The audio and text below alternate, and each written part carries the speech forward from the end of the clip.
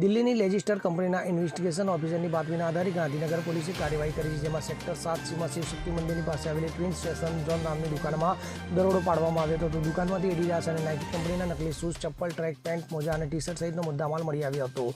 તો લેજિસ્ટર IPR service લિમિટેડના investigation officer Radheshyam યાદવની ફરિયાદના આધારે પોલીસે કાર્યવાહી કરી હતી.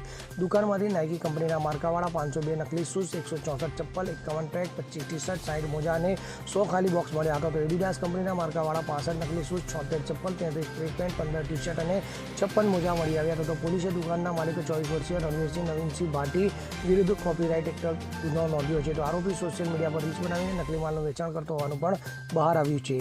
Bureau report CN24 news. હવે જુઓ દેશ દુનિયાની તમામ ખબરો તમારી આંગળીના ટેરવે.